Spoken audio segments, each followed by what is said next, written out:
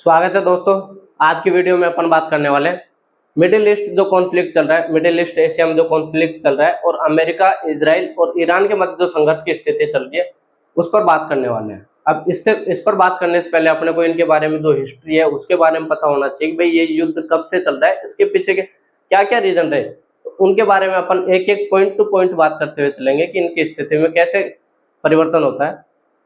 सबसे पहले अपन बात करेंगे अमेरिका और जो ईरान के जो संबंध थे उनके बारे में बात करेंगे। अमेरिका और ईरान के संबंध 1950 से 1917 तक बहुत अच्छे हुआ करते थे, क्योंकि ईरान में राजा का शासन हुआ करता था और उन राजा का अमेरिका के साथ में अच्छा संबंध था। लेकिन 1979 में ईरान की जो क्रांति होती है, ईरान की क्रांति के बाद उनकी जो स्थिति थी, उनके जो संबंध थे उनमें परिवर्तन होता है और वहां पर जो 1979 की क्रांति थी उसका जो नेतृत्व कर रहे थे वो खमनोई कर रहे थे और उनकी जो नीतियां थी वो अमेरिका के विरुद्ध थी।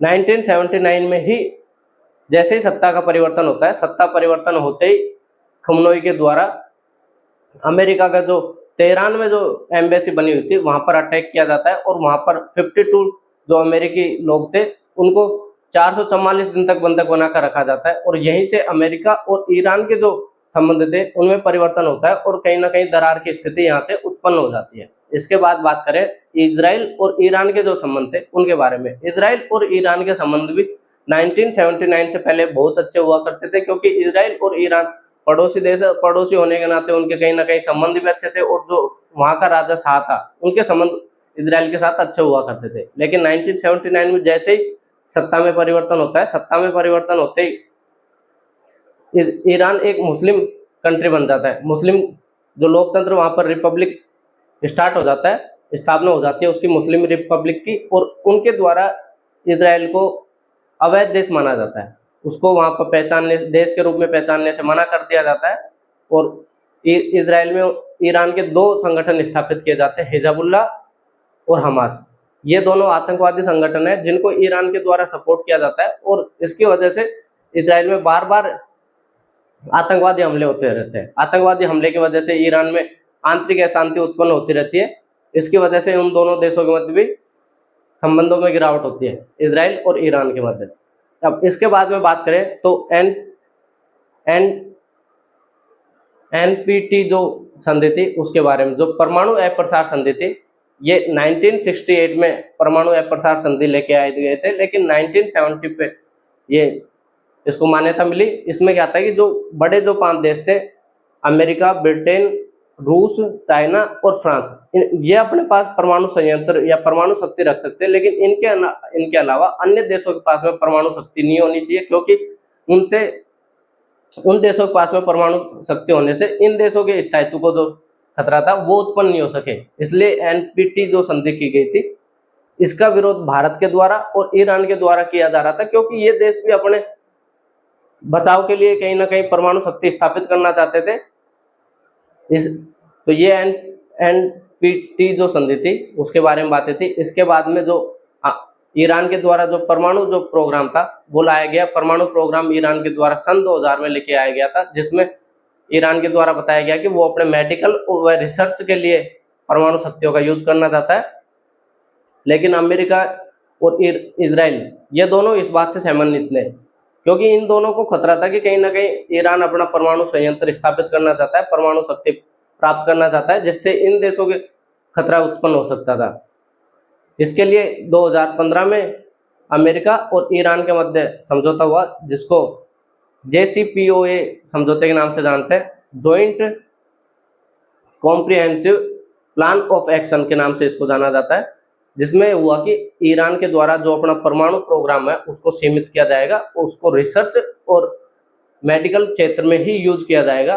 उसके द्वारा उन परमाणु संयंत्र स्थापित नहीं किए जाएंगे। यह संधि हुई थी 2015 में, लेकिन अमेरिका क्या होता है कि 2018 में इस संधि से बाहर निकल जाता है। अमेरिका संधि से बाहर निकलता है और संघर्ष की स्थिति जो पहले से चली आ रही थी वो संघर्ष की स्थिति वापस से उत्पन्न हो जाती है, वापस से उत्पन्न होती है। और सन 2024 में ईरान के द्वारा पहली बार ऐसा होता है कि इजराइल पर सामने से अटैक किया जाता है। पहली बार ऐसा हुआ था कि सामने से अटैक किया गया और उसके जवाबी कार्रवाई करते हुए इजराइल के द्वारा अटैक किया जाता है। सन 2025 में अमेरिका और इजराइल के द्वारा जो ईरान के जो न्यूक्लियर जो प्रोजेक्ट है उन पर हमले किए जाते हैं। और इसके जवाबी कार्रवाई करते हुए ईरान के द्वारा अमेरिका और इजराइल के जो बेस थे उन पर हमले किए गए। और सन 2026 में फरवरी मंथ में इन तीनों देशों के मध्य में जो संघर्ष था वो खुले रूप से बाहर निकल के आता है और अमेरिका और इजराइल के द्वारा ईरान पर अटैक किए जाते हैं। ईरान को अधिक से अधिक नुकसान पहुंचाने की कोशिश की जाती है। जवाबी कार्रवाई करते हुए ईरान के द्वारा उन पर ड्रोन से हमले किए जाते हैं और इन्हीं हमलों में ईरान के जो सत्ताधारी नेता थे खमनोई और उनके जो सैन्य कमांडर थे उनकी भी मृत्यु हो जाती है। इसकी वजह से ईरान को काफ़ी नुकसान होता है और कहीं ना कहीं उसमें आक्रोश की भावना उत्पन्न होती है, जिसकी वजह से जो अमेरिका के जो बेस थे, जो सैन्य बेस थे, उन पर ईरान के द्वारा हमले किए जाते हैं और इन्हीं सैन्य बेसों पे हमला करते करते उनके द्वारा सऊदी अरब और जो अन्य देश थे उनको भी घेरे में लिया जाता है। तो ये कारण थे युद्ध के पीछे। अब अपन बात करें कि इससे प्रभाव क्या पड़ने वाला है, जो वर्ल्ड इकोनॉमी है उस पर या फिर जो मिडिल ईस्ट में जो पॉलिटिकल स्थिति है उसमें क्या प्रभाव पड़ने वाला है। तो इससे क्या होगा कि तेल की कीमतों में वृद्धि होगी, क्योंकि ईरान के द्वारा विश्व का 20% ऑयल का प्रोडक्शन किया जाता है और निर्यात किया जाता है वहाँ से। वहाँ का जो संयंत्र, जो ऑयल उत्पादक जो होमुर्ज नाम का वहाँ पे तेल उत्पादन की एक लोकेशन है, वहाँ से तेल का उत्पादन किया जाता है और उसका एक्सपोर्ट किया जाता है। तो वहाँ पर अमेरिका के द्वारा हमले किए जा रहे हैं जिससे कि ईरान का जो ऑयल प्रोडक्शन जो होता है उसको बंद किया जा सके और ईरान की जो आर्थिक स्थिति है उसको कमज़ोर किया जा सके। आर्थिक स्थिति कमज़ोर होने से ईरान के द्वारा स्वयं ही युद्ध बंद कर दिया जाएगा, ऐसे अमेरिका के मानसिकता है।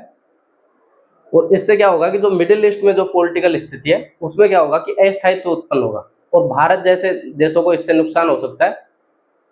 नेक्स्ट वीडियो में अपन और बात करेंगे कि वर्तमान में क्या स्थिति चल रही है और युद्ध कितना लंबा चल सकता है। इसके लिए अपन पार्ट 2 लेके आएंगे। अगर आपको वीडियो पसंद आती है तो शेयर कर सकते हो। धन्यवाद दोस्तों।